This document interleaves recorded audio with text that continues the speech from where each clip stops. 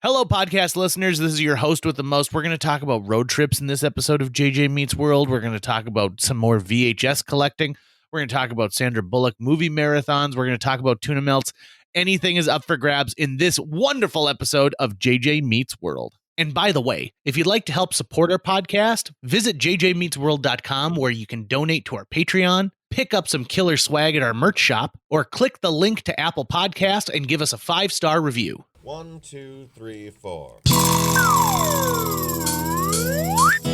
J.J. Gordon, sort of like that Indiana Jones, in that he's always sniffing out his next adventure. Yes, he is. He's always interviewing guests so he can have them on his show and they can talk about pop culture, arts, and leisure. J.J. has his flag unfurled and he likes his french fries curled, and he's fun and then he twirled as he goes to meet the world. He will march into the rain even if his ankle sprained. Take a peek inside his brain. This podcast is called J.J. Meets World.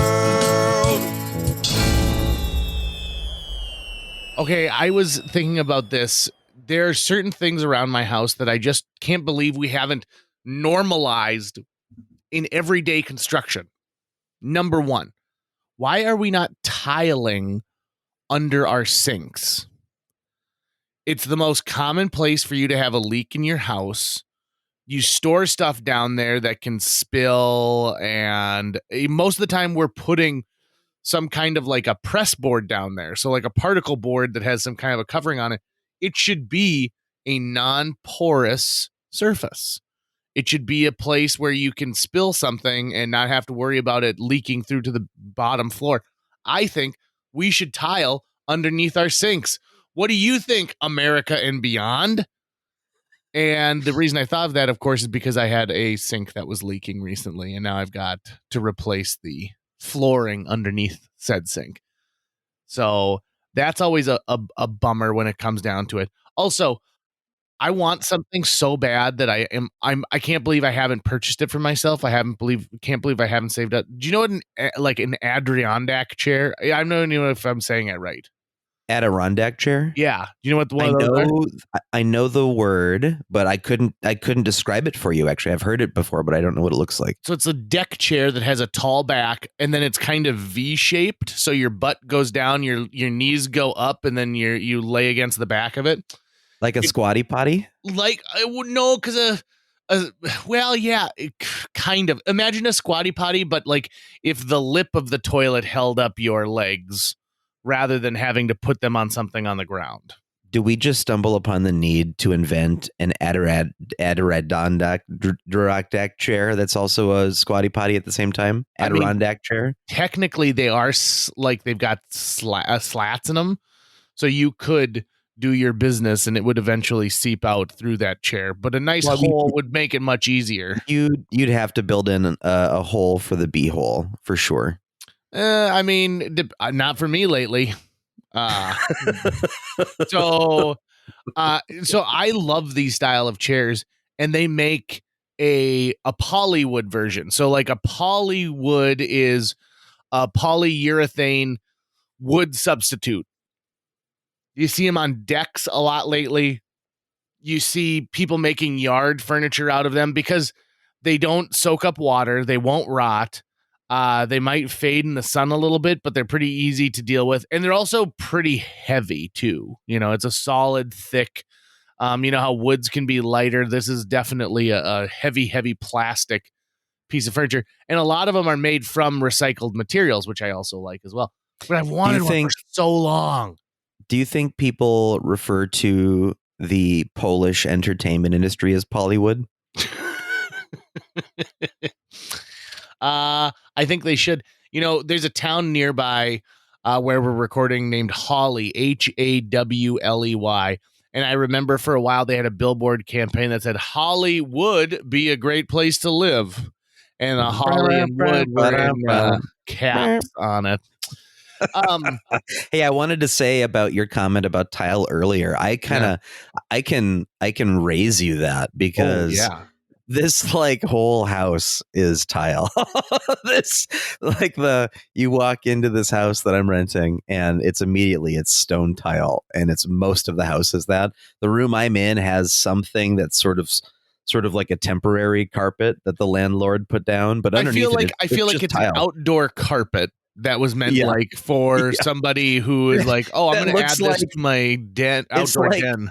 When you look at it, though, you kind of go like, how many Irish wolfhounds did you have to skin to make this carpet? Because it's kind of ridiculous. But everything underneath it is stone tile. So hey, maybe just tile everything, and then you're covered, right? Then you can store your cleaning supplies anywhere you want. So you can this is where I'm going to disagree. Also do that weird thing they're doing on TikTok where they make a taco spread on top of a counter somewhere, which I think is disgusting. It is disgusting. Now I'm going to disagree because there's nothing I hate more than stepping onto cold tile. Well, that's why you do what I did, and you get some nice warm slippies that you keep by your bed. See, I also don't want to wear slippies because my feet sweat. Now, I do wear socks. I'm wearing socks right now, even though I'm not wearing shoes, and I don't intend on going outside for the rest of the day. But I don't want to tile everything. I want to tile the whole world. There's an episode of Care Bears from back in the day with Professor Coldheart where he wants to concrete the entire world. And I feel like that's what you're asking for, Tucker, is you're asking us to make everything cold and shiny and no Have texture. You ever been to Professor Greg Carlson's house before, his current house? Yeah. I used to play in that house all the time as a kid. When you go into one of the newly renovated bathrooms, the flooring is tile and it's heated tile. You can get heated tile if you have the greenbacks for it. So if we're sort of making a hypothetical dream scenario for your house, why not cover the floor in all stone tile that is heated? Well, another reason is grout is incredibly hard to keep clean on a regular basis. And so choosing like a hardwood or a laminate flooring, much easier to clean. And again, I'm not worried about a pipe leaking into the middle of my living room. I'm worried about a pipe leaking underneath my sink where I don't look very often. Rebuttal? Okay. I'm just thinking, I just feel like you feel like you've stepped upon this life hack that homeowners should do. Yeah. But I think you're just stopping way too short. I think you're going with a half measure when a whole measure is required. I'm not going to play God. Okay. I don't want this to turn into some situation where future generations look back and they say, this is the moment. This is the moment that the machines found out that they were more important than us, because now they can roll everywhere that they want. At best, you're not playing God. You're playing like a lesser Archangel, because I don't think God was ever like, let there be tile. I think he was like, I'm going to delegate that to someone who, to like Toby, the god of tile, needs to focus on something. Yeah. Yeah. Probably. You know, the angel who overlooks tile is probably named Grout. And so it's like, please, great Grout, will you please watch over us? That sounds like a grumpy parademon who'd be voiced by Bobcat Goldthwait in like in a movie. If Grout would be so lucky. And his best friend was like his best friend would be what the name the angel who oversees the water filter that's in your refrigerator. Yeah. You know, and his name would probably just be Tony. You know, I discovered something about this house just the other day after I got back from my long trip. So I wanted to, there was a section where one of the kitties had gotten sick, and I was like, okay, time to clean that up.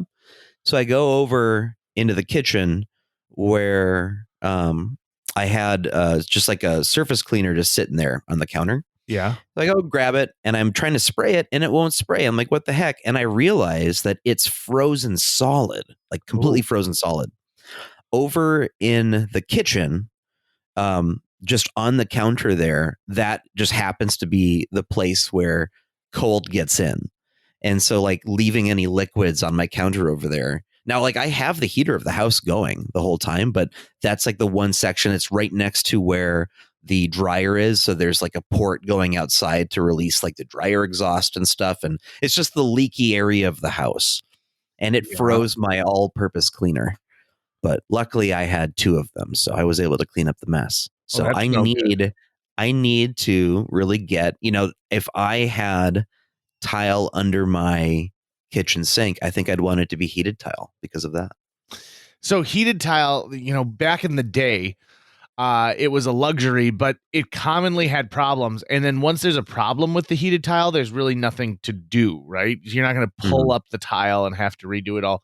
We have made huge strides in what we do for heated tile and heated floors just in general, including this new system where essentially they run like hot water pipes all throughout your house. And you just, you're constantly pushing hot water through it, and the radiant heat from the hot water heats the floor. I think when I think of a hot water pipe, I think of the house that we lived in together. It was a childhood home for you that we moved back into together at one point. I missed the pipe you're referencing. I really liked that pipe. That hot water exposed pipe in your basement was perfect. Yeah. Like you put your hands on it and just warm them up. Oh, it was great. It was always the perfect temperature. Like it was never like so hot it was going to burn you because it had like one thin layer of insulation around it, not a ton. But it was just perfect enough that it was going to take away the bite from the heat. Yeah, I do miss that pipe. Have you ever taken part in a product recall? Have you ever heard that something was recalled? Look to see, be like, oh, I constantly buy blank, and then you look to see if your item that you had purchased was part of a recall. I think the only time I can think of that happened was when I had a MacBook years ago that had a battery that was defective, and I saw that there had been a recall in the battery, but that was it. I don't think I've ever done that with anything else. Have you? Oh, I've done a ton of stuff. One of I used to get this like cheese that I loved a lot, and you could get it at a local grocer. And then there was a recall on the cheese saying that it may have come in contact with like E. coli. I don't know why it's so funny to me that cheese is the example. I was expecting it to be something else, but cheese is the best option. Please keep going. It's weird. Patton Oswalt does a bit where he goes, where he's talking about like me from the future would show up and be like, and spinach is poison because there was that summer we had all those spinach recalls. I'm picturing the moment of you getting the news that your favorite cheese has been recalled. And I see it as you're like standing in front of a TV, eating the last bit of it, of what you had. Out of the bag, just straight out of the bag. And you see the news ticker come across CNN that says like, JJ's favorite cheese is being recalled. And just that moment when you go, where am I going to get my cheese? So I had eaten that moment is at the beginning of the movie trailer. I had eaten half the bag already. And so I brought it into my local grocer and I'm like, this is a recall. And they're like, sure is. You can go grab another bag of cheese. And I'm like, thank you very much. And so I ended up getting a free half bag of cheese. Now, did I end up getting sick? I don't recall, if I'm going to be honest. You get a free half. Oh, that itself was the free half bag is what you're saying. Free half bag. Yeah. So right now there's a recall from Dole. So Dole, like the pineapple people, but this is part of their fresh produce. They have got products containing iceberg lettuce fail to meet their product quality and food safety standards in that they may be contaminated with Listeria monocytogenes. Therefore, out of an abundance of caution, they are recalling the select items identified below. Those would be products subject to the voluntary recall from Springfield, Ohio, are defined by a product lot code beginning with the letter W and a best if used by date between December 22nd and January 9th. Now, here's the thing. Today, we're recording this on January 9th. So somebody may have already thrown away this bag of lettuce because they're like, this lettuce tastes weird or I don't like it. But if they had kept and held on to it, they could have brought it in and they could have gotten free lettuce. Well, not free. You already paid for it. Additional lettuce. And this is what I'm saying here. Sometimes people fail to read the small print. Sometimes people think like, oh, it's no big deal. I'm not going to do that. Years ago,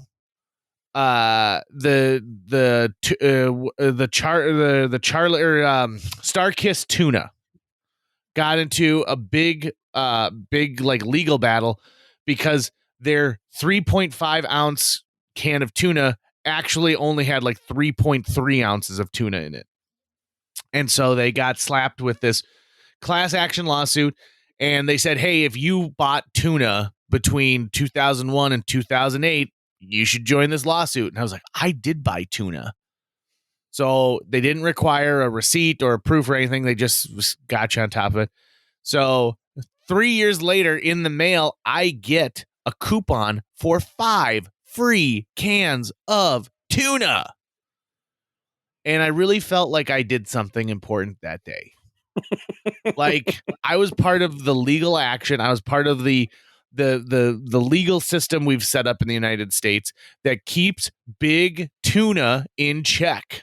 You know, I thought about you and tuna literally while I was on my journey down south. Did you? I did. I was driving and listening to podcasts, and I was listening to an episode of Your Mom's House starring Christina Pajitsky. Great podcast. Great podcast. She had her friend Chase O'Donnell on. She is hilarious.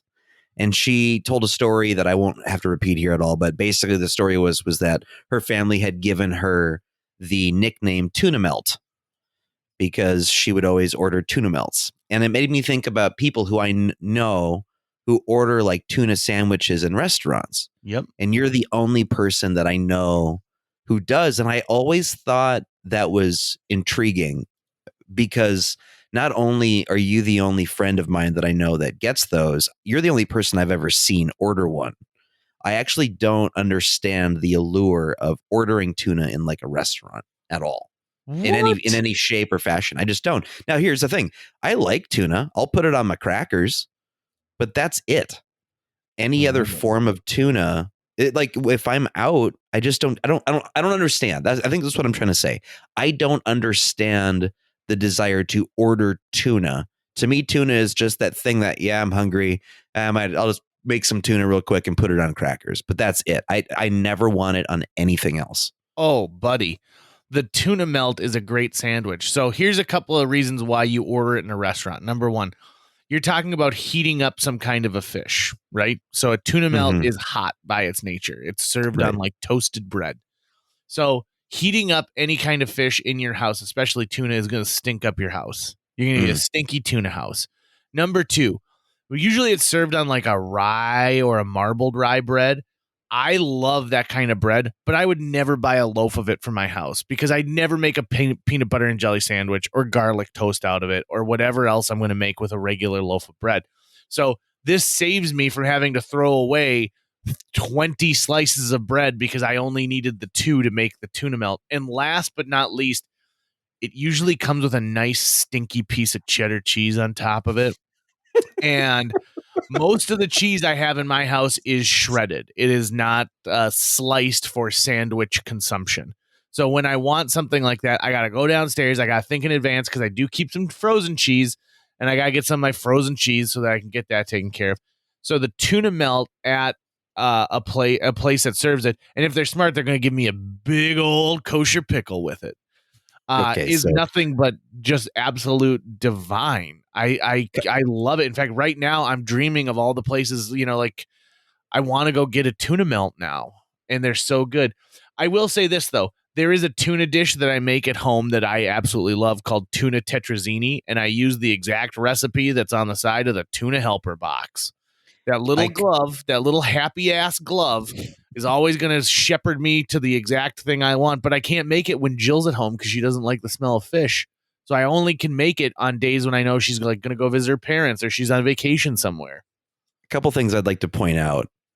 One, you used the word stinky twice in your argument defending tuna, right? So two of your points dealt with the fact that you're dealing with something that's actually stinky, which means it's unpleasant smelling. The preparation requires the heating the tuna to a stinky level. Now, just because it emits a stink doesn't mean it tastes bad. Okay, you've made an argument as to why you would hire a professional to make you one out of your home, and I understand that. Okay. What I don't understand is that is always on a menu with other options next to it. The thing I don't understand is looking through the menu going, oh, let me see, BLT, double bacon cheeseburger, Caesar salad, Nefla soup. Oh, there we go. Tuna melt. That's the moment that I don't understand. Well, I also know that, see, most of the time people are trying to kiss me a lot. And this is just a way I can have a natural defense against it. I can defend against kissers, rogue kissers who are out and about in the world. So there's a lot of layers that have gone into my decisions here.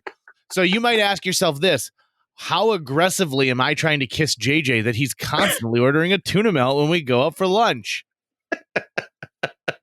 That's the real question we should be asking ourselves. Hey, I wanted to talk about something else. So you were talking about wait, hold on. I'm sorry. We can't talk about something else just yet because I just realized tuna is swimming in mayo. Not all the time, especially like a tuna melt.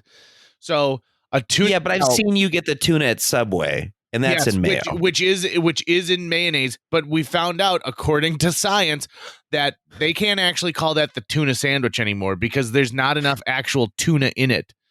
But mayo is still how in present. Ireland, Subway isn't allowed to call their bread. They actually have to call it cake based on the sugar content of the bread. So when you get a tuna melt, are you telling them is your tuna in mayo or not in mayo? Well, that's why I choose where I get it from. So a diner always is making their tuna with just like 3 huge dollops of mayonnaise. Okay. I guarantee you. But you go to a higher end place where it's got like an avocado binding agent. That's what I like right there.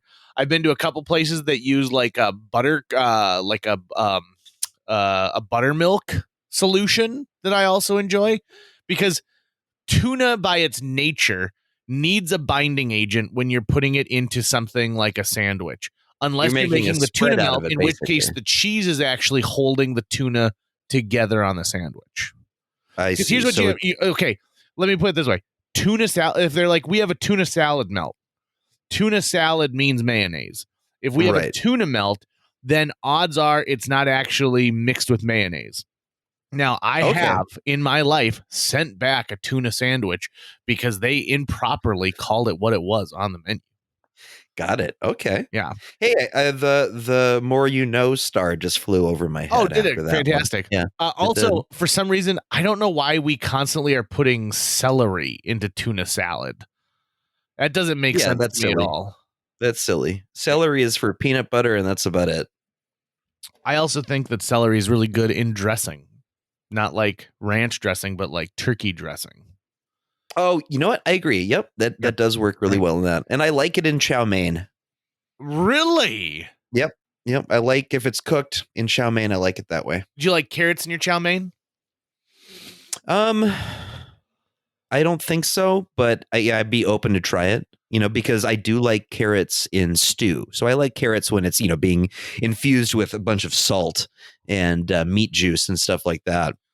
So because at that point, then it basically has the consistency of a potato, and most of the carrot flavoring, it's still kind of there, but it's diluted some. It's mostly like it's something with carrots. It's the flavor of the carrot itself mixed with its own.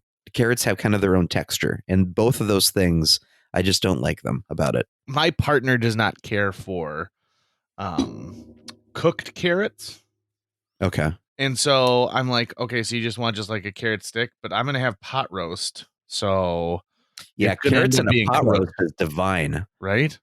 Oh yeah, man. Soaked up some of that beefy juice.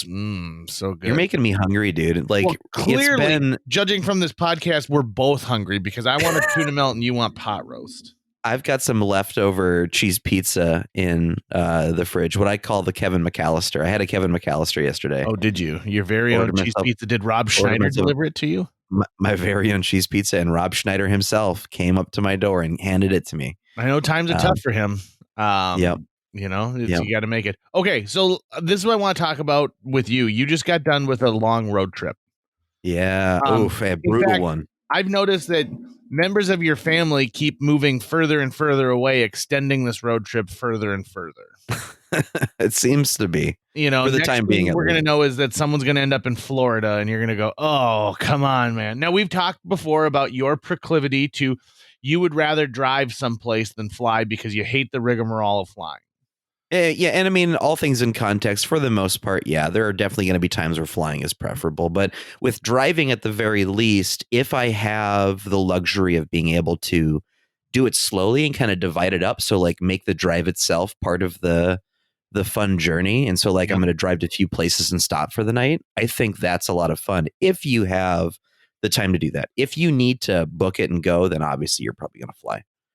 Right. Well, you gotta just know, you gotta know your limits when it comes to some things. And that's the thing is, like, to me, my vacation time is so limited that giving up a day or two to driving is usually tough for me. So I usually find a way to justify in my mind, okay, I'm going to fly. But like, I'm the kind of guy who I will get the very first flight in the morning so that I can get somewhere as soon as possible. Right. Well, think of it this way too, as just a part of it is that if you have someone driving with you, that makes all the difference in the world, because then you can take shifts and you can each rest. But like the journey I just did, I was the only person in the vehicle the whole time. And so there were definite reasons to like break it up over 2 days for sure. But like if from here to see my sister in Arkansas, it's about 16 hours. Right. And so I broke that up over 2 days. So I would just do 8 hours a day roughly. But yeah, like if I had someone driving with me, I think we would just then do 8-hour shifts or divide it up in different ways and then just do it in one day, because then at the very least we each have the opportunity to rest during it. So you take this long road trip. You're doing it solo this time. Mm-hmm. Tell me a little bit about it, because I'm a person who I like to hear about people's trips. Is that like there's an old trope in movies where it's like, oh God, we got to look at the Nelsons.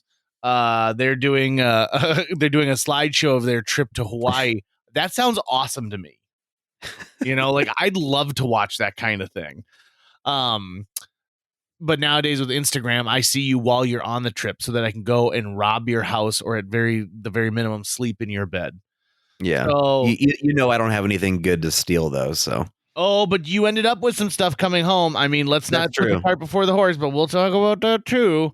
That's true. Tell me a little bit about this road trip that you take. So you're going from Fargo, North Dakota to Jonesboro, Arkansas.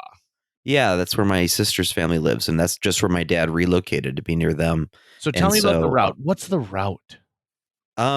Basically, you just head south in almost a straight line to get down to Jonesboro for the most part. Yeah. On the top of my head right now, I'm blanking on the names of interstates and stuff because I'm okay. Do you go through the Twin Cities?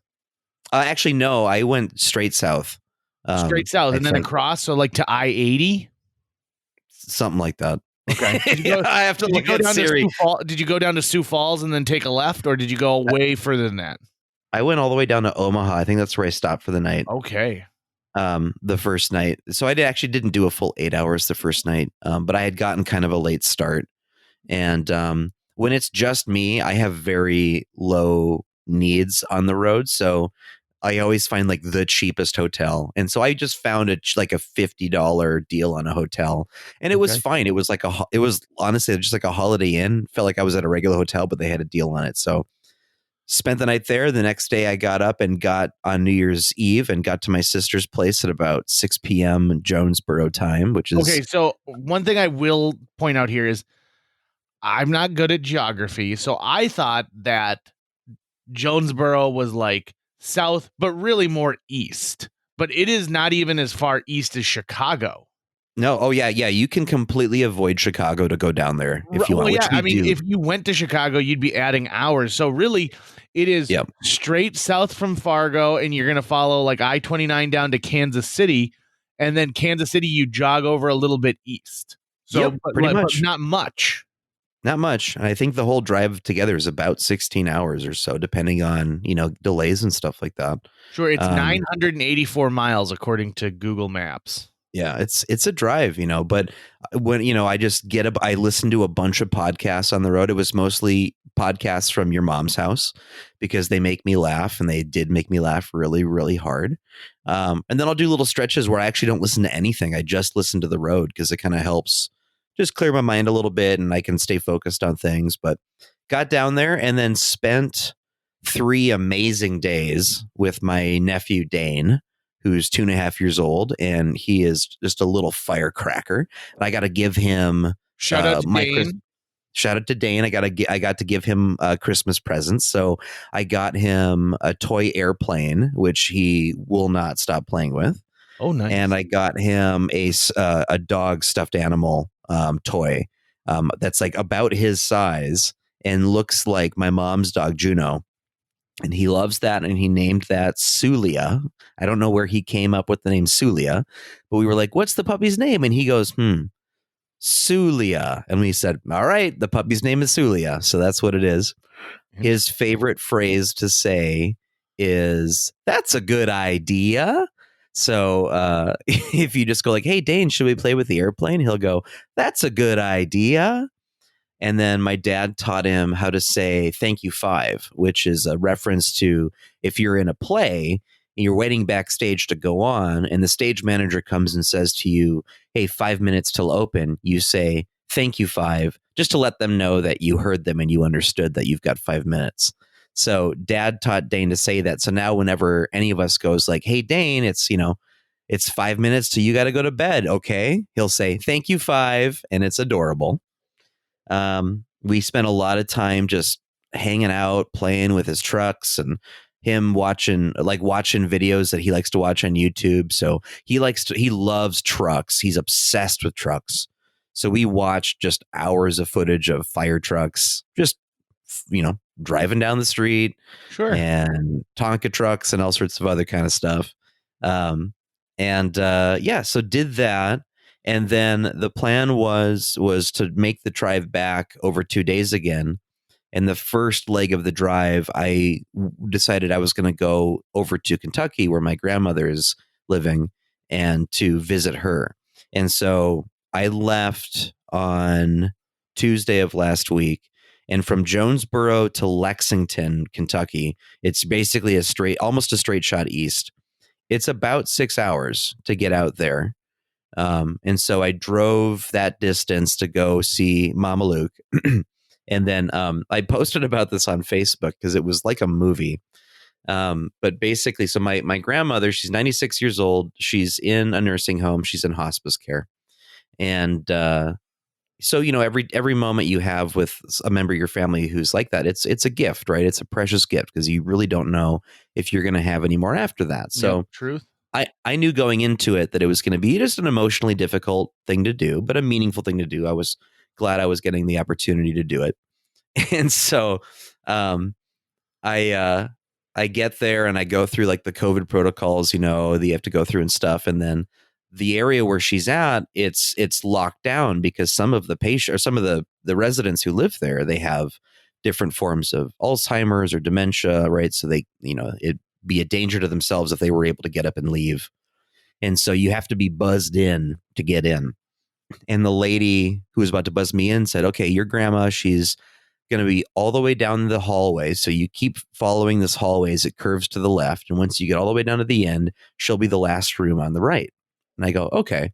So in my mind, I'm like, all right, well, now as I've got this hallway to walk through, I'll start to, buck up my courage and, kind of build myself up for what's going to be probably an emotional meeting, given even if my grandmother can recognize me at all. Right. Yep. And so they buzz me in right at the door. As I walk in, there is this old woman in a wheelchair, maybe like 5 feet from the door. It looked like she was trying to get out. Right. And she kind of waves at me to stop me. And we have this conversation where she keeps asking where the kitchen is, that she doesn't know where the kitchen is. And I keep trying to say to her, "I don't work here. I'm a visitor. Do you want me to find someone to help you?" And she's having trouble understanding me because I'm wearing a mask, right? So I have to repeat it over and over again. She finally understands what I'm saying and then is confused and goes, "Well, what are you doing here?" Right. And now I can tell that she's suffering from something. She's speaking crisply and clearly. She's speaking in complete sentences. I can totally understand what she's saying, but it's just like the logic of her sentences don't quite make sense, right? She kind of seems like she's not all there, but we're still having a conversation. She can understand what I'm saying for the most part. So I finally just say, it finally rings home to her where I say, I'm actually just a visitor here. I don't know where the kitchen is. And she says, well, if you don't know where the kitchen is, then what are you doing here? And I said, I'm here to visit my grandma. When she heard that phrase, her eyes just lit up. And I swear to God, in like the sweetest little Southern accent out of this like 90-year-old woman, she goes, oh, are you gonna take her dancing? And I went, oh my God, what? What would you do this to me right now, you 1,000-year-old woman? In my head, I'm like, oh my God, that's the sweetest thing. You just broke my heart. I haven't even started the walk down to my grandma yet, right? Like I'm still at the beginning of the flipping hallway. And so I'm like, oh, Jesus. All right. Well, I just say, oh, unfortunately, no, ma'am. It's just a visit today. And then she fucking hooks me with, well, I'll go dancing with you if you want. And I'm like, God, what the hell? What is going on here? I'm here to visit my ailing grandmother. And this lady out of nowhere just decides to like tenderize me up before I get into the room with her. She knew your number, apparently. She totally did. She was like, oh, are you walking in here with an emotional shield? Not in my house, you're not, right? And just stripped it off me. So, but it was funny. And I said, sounds good, ma'am. It's a date. And she laughed as though she understood that we were making a joke. And then she just wheeled off and kind of started talking to the air. And I thought, did that just happen?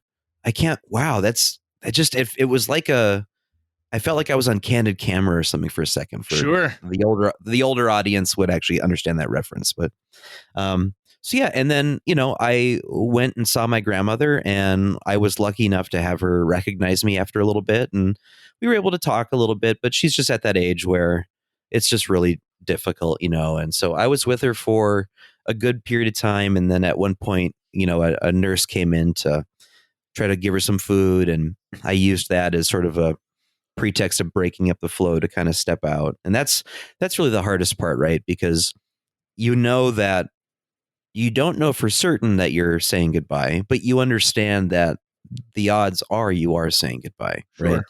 And so because she's been holding on for so long, and her mother lived to be 101, Mama Luke's 96, so who knows like how long Mama Luke actually just hangs on, and maybe I will get the chance to see her again. But it's just tough when you're in that moment. Yeah, I felt really guilty, right? Yeah. But she's also in kind of a mental state where I think she had already kind of lost track that I was even there after a little bit, right? So so that was really tough. It's really draining. I was there for about 90 minutes once I got past the lady, the guardian at the door that they had out front. The one that they were like, make sure you just cut him out of the knees before he gets in there if you could. Thank you very much. So yeah, so I at that point then it was like, okay, I had thought I was going to do another 6 hours of driving to try to get to Illinois, but I thought I don't have that in me. I'm wiped out. So I did another 3 hours, got to Indianapolis, and then the next day was a full drive through really bad weather.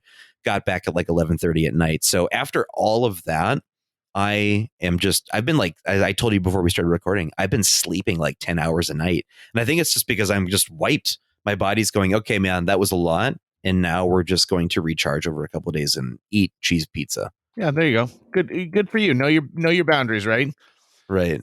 Okay, so I got to tell you a story that is not the same, but it inspired me. So when my great aunt Helen, who was the term is spinster, but like, or old maid, but really she's just a woman who like never, whose brothers took care of her. Okay. Got it. So my great aunt Helen is in the nursing home, and she's like 94 years old, and she's gotten to the point in death, especially for an elderly person, where her mouth is constantly hanging open, and she hasn't spoken in days, and they're awaiting the relief that is death at this point, right? Mm-hmm. So I have an aunt who cries when she runs out of Kleenex, and it's one of the best qualities of her because you can tell that she owns her emotions right on her sleeve. And so she's already like in a teary state. And so my mom and her sisters are up saying goodbye to great aunt Helen. And it's one of the few times I actually remember being in the nursing home back when because I was a young kid when this happened. And, my mom touches her hand like, goodbye, Aunt Helen. And, my other aunt says goodbye. And then my other aunt, the crier, like gently like touches, like pushes back her hair a little bit and like, goodbye, Aunt Helen, I love you. And she turns her head like it hasn't done anything in days, right? Turns her head and in this raspy voice says, "You never loved me." Now, my God. these at this point, these are the ramblings of somebody who's close to death. Okay. Whoa. No idea who she's actually talking to or anything like that. But Holy shit. Oh man. Whoa. That took a turn I did not see coming. No. You never loved me. Whoa. So I got a real kick out of that. I'm not gonna lie. I think that's probably one of the funnier things that's ever happened. Crazy. And like that's the thing, right? So you never know when is the last time you're gonna talk to somebody, and you hope that you make it worthwhile, but it not always is. Sometimes you have a conversation that's sort of like, well, like it's outside, it's kind of crappy out. Okay, well, we'll talk to you later. Bye-bye.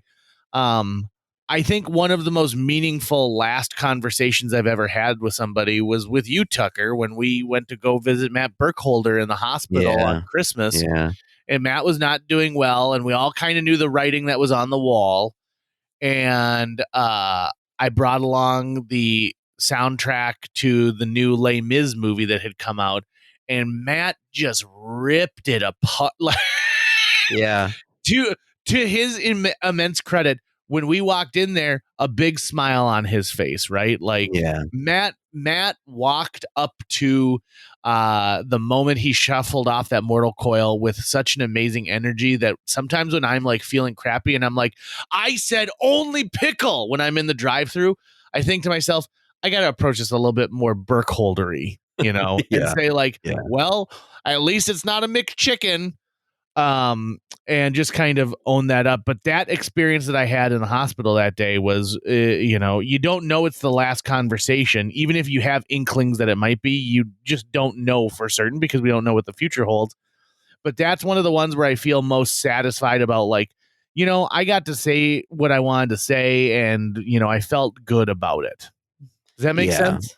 Absolutely. And I think a thing to take away from that, you've already kind of hinted at it, or not even hinted at it, I think you did say it, is that, you don't need to wait till the person is dying to tell them how you feel, right? Or anything like that. And that, we should just take more time to to understand that even if it's someone who's in perfect health, that last time you see them, that might be the last time you see them. You never really know, So my holidays were great. It was crazy to have that one day where in the morning I'm playing with Dane, and in the afternoon I'm talking to my grandmother, right, who's at the end of her life. One's at the beginning, one's at the end. So that was a day where I just definitely had to think a lot. I had a lot of time in the car to think about life too, which was crazy. Probably part of why it was so tiring. And then when I think too that it's celebrity deaths are always in the news. And lately, one of the biggest ones recently has been Betty White. And actually on the drive, I forget where I was. I think I was on my way back, though. Yeah, I was on my way back. One of the billboards, it was like an electronic billboard, so it was constantly changing, had a sign that just said, it was just text, no picture, just said, Betty, thank you for being a friend. And then the dates of her life. And I thought that was very, very sweet. And so I've been going down kind of a Betty White rabbit hole ever since I realized that young Betty White actually looked a lot like young Mama Luke. Like, oh yeah, incredibly. like incredibly so. And so I always liked Betty White. I always had a lot of respect for her. But now I have way more respect for Betty White now that I've really dove into her career, watched a lot of her interviews on like old Johnny Carson episodes and stuff, learned about her life as like a writer and director in the theater. Like Betty White was a badass, and she was uber talented. I mean, up into her 90s, she was a brilliant performer. You know, the thing that I really respect about Betty White is Betty White was somebody who understood that comedy wasn't just men's comedy and women's comedy, right? She knew if a joke was funny, she was going to tell it regardless of her sex, which was groundbreaking at her time. Right. In my Betty White research though recently, like some questions have come up that I wanted to talk to you about. So am I getting this right? I've always assumed this. I'm pretty sure this is true, that you are a Golden Girls fan. You betcha. That's what I thought. Okay. What level of fandom would you say you are with the Golden Girls? If you had to describe it. I'd say I'm fairly familiar. I don't know if I can say I've seen every single episode, but I think I've seen the majority of the episodes, and I know I've seen every episode of the spinoff, or of the first, I should say the second spinoff, the one that, not the one with the doctor who lives next door to them, but the one where they own the Golden Palace. Well, I thought there was only one spinoff, that it was just Golden Girls and then Golden Palace after that. Nope. So there's another television series that spun off that was their neighbor, which was this older guy. And so it's in fact, oh God, what the heck is the name of that show? And that had a good life too. Golden Girls spin-off. It didn't include the Golden Girls. I think in a couple episodes, Empty Nest is what it's called. Oh, okay. And I think every now and then one of the Golden Girls, cameoed in it, but it wasn't much. Wait a minute. Empty Nest? That was only one season? No, 7 seasons. That's what I thought. Okay. Oh, that was a Golden Girls spinoff? Yeah. Richard Mulligan is the main guy. Yeah. I remember the episode where he gets shot by the kid on accident. Right. Okay. The kid brings the handgun in his backpack. Mm-hmm. Oh my God! That was a Empty Nest has got a lot of funny. What's great about it is you could do Empty Nest again right now if you really wanted. Right. So I had no idea that was a Golden Girls spinoff. Well, interesting. Well, I think my biggest question was, I had no idea that B. Arthur hated Betty White. Oh yeah. And I'm trying to understand why. Like, what happened? Because Betty White seems so beloved. B. Arthur seemed like she was beloved too for her own ways, but I don't know, what was the deal there. I don't know exactly what the feud is when it comes down to it. But I know that B. Arthur had several other feuds, so she's sort of like the Taylor Swift of her generation. Okay, seems to constantly be getting into like some fights and stuff like that. And I think that the feud is actually one of the reasons that B. Arthur doesn't go on to the Golden Girls spinoff, right? Because the 3 other women go and keep doing that show. Well, isn't that the whole reason for the spinoff, is that she's no longer part of it? Right. So even though she did, I think, do a guest appearance. Just in like one episode. By the way, I think she know that Cheech Marin and then Don Cheadle. Was it Don Cheadle who's in not Don Cheadle. Not Don Cheadle. No, who is it? Who's in the Golden Palace that shows up out of nowhere? Yeah, it is Don Cheadle who's in Golden Palace. Really? Yeah. So there's an Avenger who shows up in the Golden Palace. Is that canon? Yeah, is that canon? It should be. And the Golden Palace is not it's sort of like doing a fantasy island, but with the remaining girls from Golden Girls, where they're like, we're gonna buy a hotel in Miami and run it, and it'll be great. Since we're on the topic of television, but also the Avengers, I gotta say, I'm getting really stoked for She-Hulk on Disney Plus, because some of the more recent reports I've been hearing have gotten me really pumped. So a lot of people don't know this about She-Hulk. She-Hulk in the comic books was actually, I don't know if she was the first, but she predated Deadpool as a character who would routinely break the fourth wall and talk directly to the reader or talk directly to the writer or artist making them in that moment. So She-Hulk was doing that well beforehand. And supposedly, so the She-Hulk show is supposed to be a action legal comedy series, a half hour legal show, because she's a lawyer. And supposedly there are rumors that there will be moments where she breaks the fourth wall and talks directly to Kevin Feige. Ooh. And I'm hoping that's the case. I am fingers crossed hoping that's what's going to happen. So that's just like the rumor on the street right now that's going to happen in that show. So I am stoked for She-Hulk. I did a little bit of internet digging while you were giving She-Hulk a big wet kiss right there. Yeah. And so these are the two reasons, according to B. Arthur's son, as well as crew members, why they had a feud. One of them was they had differing attitudes about work ethic. So Betty White, in between takes, would go out and talk to the audience because it was filmed in front of a live studio audience and get to know people because they came from everywhere. And B. Arthur didn't like that. She thought the professional thing to do would be to like remain, on the set and be ready. So as soon as things are ready to go, you could start without having to like run back to a spot. And also, I guess the thing that really broke the straw that broke the camel's back was Betty White won a Golden Globe, or in a Golden Globe. Was it a Golden Globe? Yeah. Won an Emmy before any of the other actresses did. Specifically, B. Arthur thought she should have been the one to win an Emmy first, even though all of them did end up winning an Emmy for the show. So it's basically jealousy. Yeah, a little bit of jealousy. So it sounds like B. Arthur had a bee in her B. Arthur bonnet. She did. She was the bee in the Arthur bonnet. By the way, B. Arthur has an amazing one-woman show that she did on Broadway. I want to say like maybe in the early 90s. That you can find an album of, and it's a mixture of spoken word stories and some singing by B. Arthur that's amazing. And it starts off with her recipe for the perfect lamb roast. So she walks out on stage and she goes, first thing you need to do is you need to get some baker's twine. So you're going to tie up the lamb, and what you want to do is you want to rub it with it goes on and on and on, and it's just phenomenal. It's so smart. I love that. B. Arthur. In fact, every woman who was on that show, I can tell you a favorite thing that they did at one point or another. Like for B. Arthur, it's any episode of Maude. Friggin' loved Maude. Fantastic.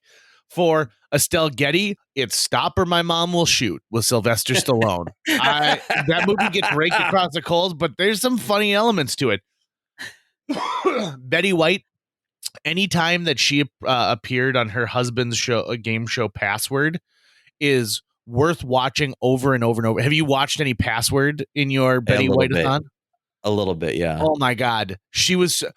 When she just got to be herself, like imagine her just improvising. I bet she was amazing at it, right? Yeah, she was an amazing just guest on any show that they'd bring her on. Oh God. She was, in fact, she has a small part in the show Community that I've always really liked because I like the show Community.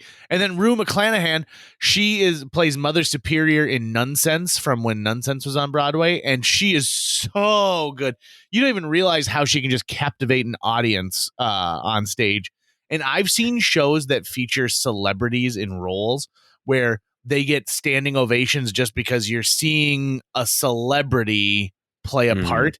But that's not the way Rue took it. Rue owned that, and she made such wonderful choices to allow her team to have equal amounts of stage time and laughs in that. So good. Love it. So I'm a big Golden Girls fan when it comes to, I guess, like fanning out about them. Have you ever seen the final episode of Golden Girls? It's about a kidnapping. What? Yeah. So B. Arthur is going to get remarried. She's found the love of her life. She's going to get remarried, and her ex-husband pretends to be a limo driver and kidnaps her, and essentially gives her the business of like, I still love you. I think that you should give us a shot. And if there's even something inside of you that says that you'd want to be with me, don't marry this guy. And so that's the way they justified like B. Arthur leaving, essentially leaving the show is like, of course she wouldn't live with 3 other women now. She's got, she's married, so she's going to have her own home. Crazy. Yeah, I'm telling you. I was going to say, every time I think about the Stop or My Mom Will Shoot movie, I think about the fact that we had that movie poster up at Videoland in front of the adult section. And that every time I think about that, I think about that exact poster. Oh man. Hey, what an era that we went through when it comes to just video in general. That will never be seen again. So on New Year's 2021 into 2022, Jill and I continued our tradition of having a movie marathon where we pick an actor or actress and we delve into their filmography. Matthew McConaughey was our first one. This year we did Sandra Bullock. And here's something I can tell you about Sandra Bullock. When you watch a bunch of her movies back to back, she really plays the same character over and over and over again. There's not a whole lot of like change. She tries to, she's like kind of this like clumsy-ish, like tomboy attitude that she gives to everything. And we watched Speed and I probably haven't watched Speed since like 1999. Okay. Wow. That movie holds up. Really? Like, when was the last time you think you watched the movie Speed? Oh, when it came out. Right. Oh, because it was like 1994. So yeah, a good almost 30 years ago. It was roughly, yeah. Dude, I'm telling you, I had such a good time watching it, and like there was some real dramatic, like the action sequences are great. Like I found myself being fully invested in Speed. Fully invested. Okay. Also, Michael Caine is a very talented comedian. Why didn't he do more comedic roles? I found that out when I rewatched Miss Congeniality. We also watched The Blind Side, and I'm like, hey, way to go, white people. Oh. I remember like that movie's not that old, and looking back at it, it is like, they try and really portray the fact that like this family did what they did for this young man, not because of the color of his skin, but because of it was the Christian thing to do. And oh God, I mean, you watch it and it is virtue signaling left, right, up, and down. Right. We didn't have that term then, but we sure have it now. I remember seeing Miss Congeniality in the theater with my mom, my aunt, my sister, and 3 of my female cousins. I was the only dude. I was the only dude, and I didn't dislike it, but I was the only one who would laugh at the William Shatner scenes. They didn't like William Shatner, but I liked his scenes, and I just remember being the one person in the theater who thought he was funny. Okay, so think real hard back. So she's an FBI agent who goes undercover at a beauty pageant. Mm-hmm. Her love interest in that is a guy named Benjamin Bratt, and he's like the guy who's running the operation. Do you remember that at all? I don't remember what he looks like. Okay, it doesn't really matter because so we watch Miss Congeniality, and then I get to choose the next Sandra Bullock movie, and I chose Demolition Man, which is one of the greatest movies of all time. For those who don't know, the premise of Demolition Man is it's set in the distant year of 1997. And Sylvester Stallone, at this point, Los Angeles has become so overrun by gangs that no one actually lives in Los Angeles anymore. And what year was the movie made? Like 1993. So 4 years in the future. So so he is trying to track down Wesley Snipes, whose name is Phoenix something or other. And he's like a mass murderer and just like he kind of plays like the Joker more or less in this. And he's got he's got 10 hostages in this bus. And so Sylvester Stallone in the first 10 minutes is able to take down Phoenix. Simon Phoenix is his name. Take down Wesley Snipes as Simon Phoenix. And unfortunately, the Phoenix blows up the whole building. And so all the hostages die. And so they decide that this renegade cop, this Demolition Man, the guy who always brings down the house in more ways than one, it like committed a crime. You didn't get the hostages, and your blow it up first and ask questions later attitude doesn't fit. So they sentence him to a cryo prison where he will be frozen and serve out like 60 years. Damn. Now Simon Phoenix is also excuse me. sent to a cryo prison. And when he has a parole hearing, he gets out, and it turns out someone has implanted like this subliminal chip in his head that allows him to know all about karate and how to access new technology, because we are now in the distant land of 2032. And it's about he gets out and there's no crime anymore. So there's no guns. There's nothing. The police basically just go around and ensure that everyone is not swearing, because if you swear in New Angeles, you get fined 1 credit. And there are computers everywhere, and it kind of foretells a little bit about what life is like in the 2020s. So they have to, of course, thaw out the Demolition Man to take on Simon Phoenix, who escapes in the future and has all this extra stuff. Meanwhile, Dennis Leary is an underground, like, we don't want to live like everyone else does. Taco Bell has a sponsorship where they're the only restaurant left because they won what they called the food wars of like 2006. So every restaurant is now Taco Bell. So some really great product placement for Taco Bell in that movie. And there's a recurring joke that people talk about all the time, which is Sylvester Stallone now in the future goes into the bathroom and he comes out and he goes, "Hey, got no toilet paper." And they're like, he's like, "We only got like three seashells." And Rob Schneider, who's in it, is like, he doesn't know how to use the 3 seashells.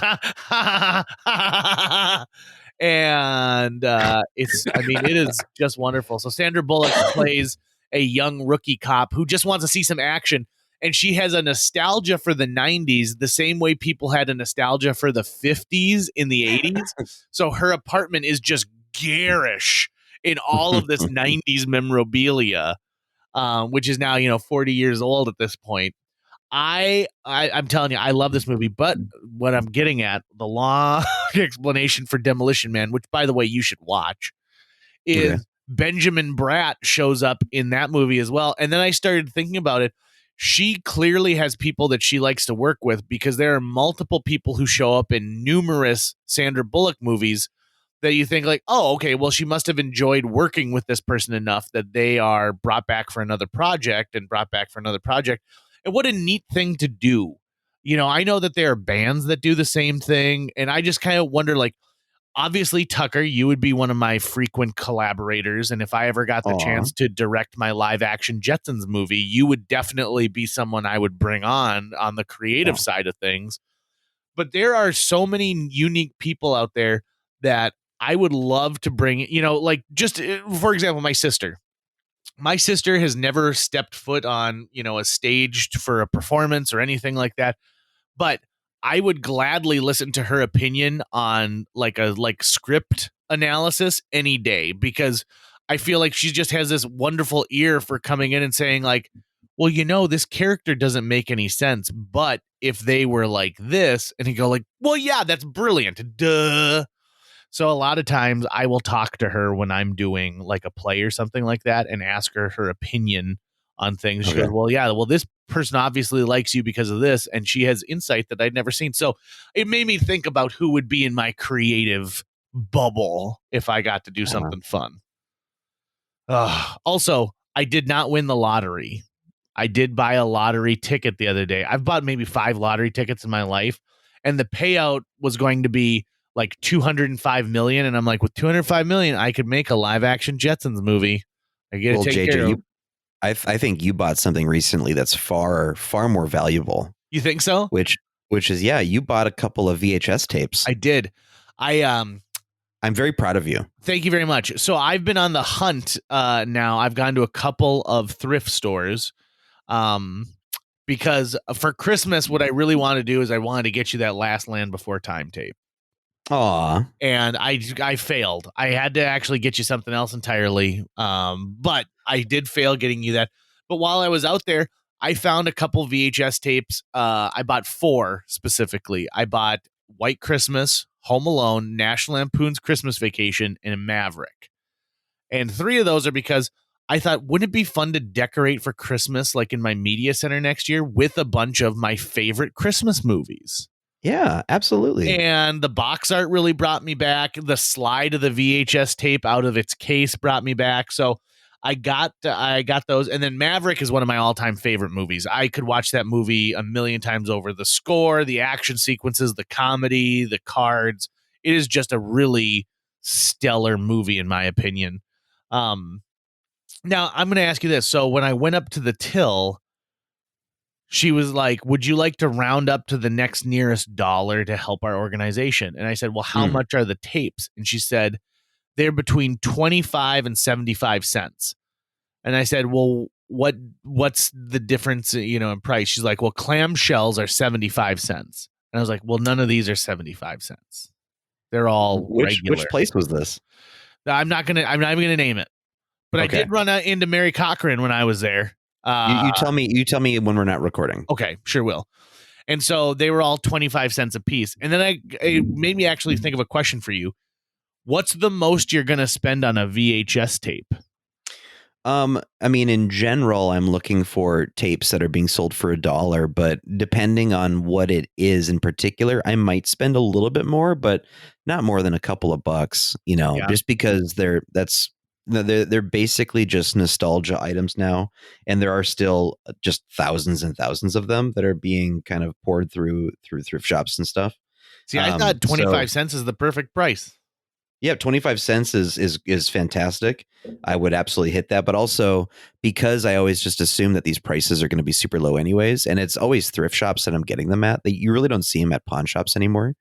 When they ask for the roundup, I always just say yes, just because I know it's not that much money anyways. And I'm already spending very little. And it's a good organization, right? It's a nonprofit like a Boys Ranch or an ARC or something that's going to be helping someone else. So I'm all down for it. And then I just love the fact that there's just so little competition for VHS tapes. So then, because I don't just buy VHS tapes, I buy DVDs, and I buy any physical media that sparks joy in me. I'll just put it that way. Sure. I do the Marie Kondo. If it sparks joy in me for some reason, I get it. If it's a reasonable price. And when I was down in Arkansas, my dad, who's living down there now, had already hit up like every thrift shop in the area and knew the best ones. So one day we just went and hit up a bunch of thrift shops so I could go VHS tape diving in a different state, right? You're going to get different types of things.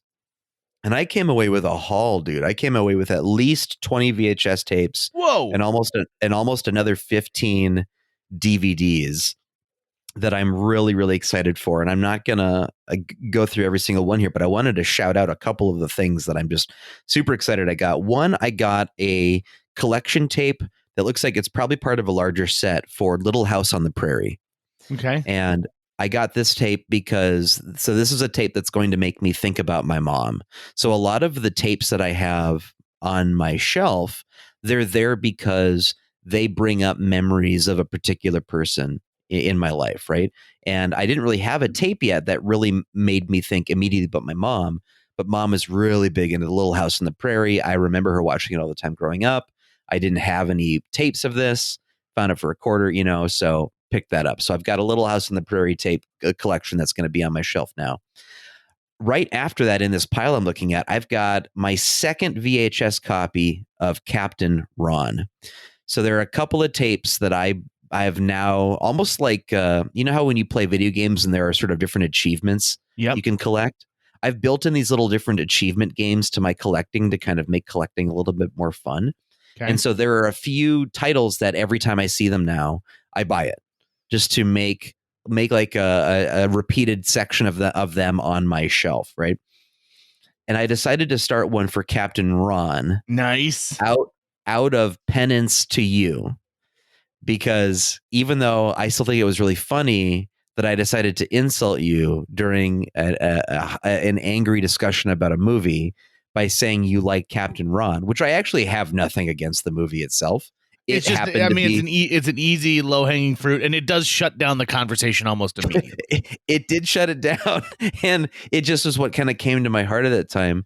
And I've always felt a little bad about that still. So now what I do is I buy copies of Captain Ron so that I'll always be reminded of that time I was mean to my friend about his movie opinion. Right. So to me, it sounds like you're trying to take them out of circulation so that people can't enjoy them. Well, so far I'm down. I've got 2 VHS tapes and 1 DVD of Captain Ron, so I'm on the way to do that.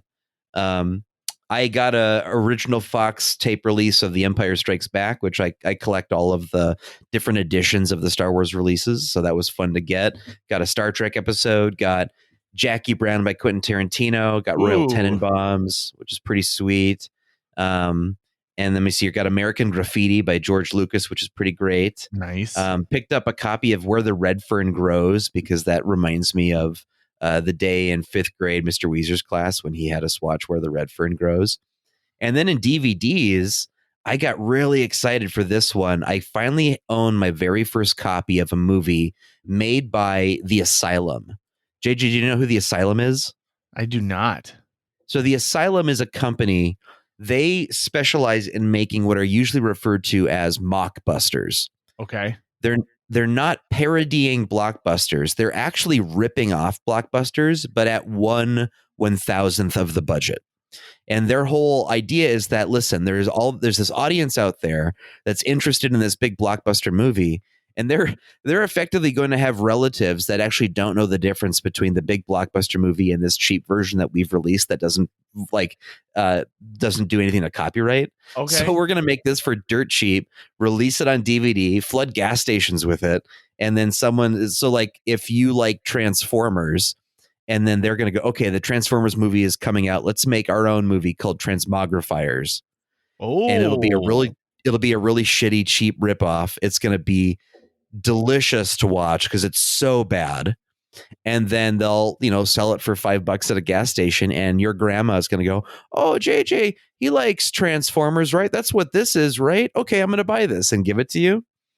And they've been doing this since like the mid 80s. Like, they've made thousands of movies because it takes them 2 weeks to shoot it at the most, and it's really cheaply made. And so I finally got my first of theirs called Seawolf the Pirate's Curse, and it looks like it's sort of a ripoff of Pirates of the Caribbean. So I'm excited for that one. I got the special 30th anniversary edition of Schoolhouse Rock, excuse me, that includes every Schoolhouse Rock ever made on it. Nice. So that's in the archive now. I got a DVD copy of the documentary The Aristocrats, which I love. A couple other things, including a copy of Palindromes, which is a really effed up movie. Yep. As all the movies by Todd Solondz. Got a copy of Return of the Dragon, which was the cheaply pieced together movie after Bruce Lee died. The complete masterworks of Tenacious D, and a bunch of other awesome stuff. So I got all of this for maybe, I bet I spent a total of $15-20 on all this. In the complete works of Tenacious D, there is a short film that they have where Kyle gives birth to a baby in a desert. That is, it's going to make Palindromes look like an episode of Mr. Rogers, just so you know when you watch it. It is sweet. It is messed up. Also, the amount of people who go on to become ultra famous, who are on that show, is amazing. Oh, for sure. For sure. Part of it with, another thing I should add, I also got Peter Pan from the Masterworks collection. Oh, nice. So I think I almost have a complete VHS clamshell set of the Masterworks collection. I understand why most people wouldn't want to own these. I didn't want to own this stuff up until I don't know, a year or two ago. Yeah. And yes, I want to own movies, have copies of movies that I want to be able to rewatch on the highest quality I can. So I do seek things out on Blu-ray, but I also don't pay full shelf price for Blu-ray. I'm looking for a deal because it's expensive, right? Sure. The thing with VHS tapes is I still have everything I need to watch it set up to go. So I could pop it in to watch it. And sometimes I will, depending on what the thing is. But there's so much more to it that sparks joy for me. I love the memories that some of these things bring about.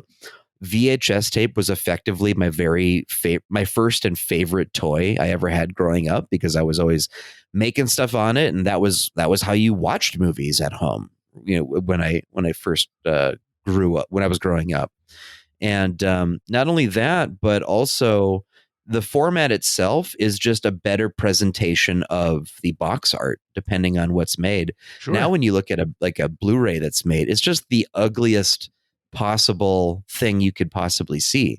And it's all this packaging for this teeny tiny little object inside of it, right? It's mostly air inside of that case. Whereas a VHS tape, most of them are these cardboard paper sleeves that don't waste any space. They just cover the tape itself, right?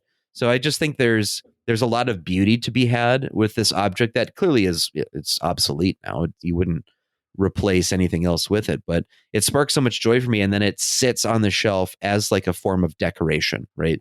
So some people like to get little precious moments things and they put them around their house. Some people like to get action figures. Some people like to do movie posters. Some people like to do I don't know, photos of their family, I guess. I like to put up pieces of physical media, not only because I love the movies, but they also make me think about people who are important to me, right? I think that is a beautiful way to put that, because you're respecting somebody's artistic work from decades ago that gets to live on in a new way. That being said, I want to own a copy of Jurassic Park on VHS, so stop buying all of them. I own 4 of them right now. Yeah. So you're trying to lock down the market. I'm trying to corner the market of those. I do have a bunch of Return of Jafars if you want. I'm good. I'm going to try to get rid of. I'm good with my Return of Jafars. So if at any point there becomes like a scene for VHS tape trading, I'm set, man. I've got so much to barter with. If our currency becomes VHS tape based in the future, I know who I'm going to call immediately and ask for investing tips. Absolutely. In fact, you know what? Now that I'm thinking about it, now that hopefully the weather gets a little bit better this week, because I haven't hit the thrift shops around town here for about 2 weeks now. And they're pretty good at restocking. So I've got my usual 3 that I hit up that I almost always get some good kind of a score at. So maybe I'll update everyone on the next episode of how my VHS collecting is going. We'll turn it into a segment that only I want. There you go. You're a smart man. That's going to wrap it up for today's show. If you enjoyed this episode and would like to help us continue to produce new episodes each week, visit jjmeetsworld.com, where you can donate to our Patreon, pick up some swag at the merch shop, or follow our link to Apple Podcasts and leave us a 5-star review. You can also follow us on social media. We're on Facebook, Instagram, Twitter, YouTube, all the sites the cool kids are using these days. JJ Meets World is produced every week by Tucker Lucas. You can find out more about Tucker's work by visiting moonbasemaria.com. If you want to get in touch with your host with the most, check out linebenders.com, where you can find direct contact info for JJ or booking information. The thrift shop I went to was the Ark on 32nd in Fargo, and I'm pretty sure that the woman's name was Deborah.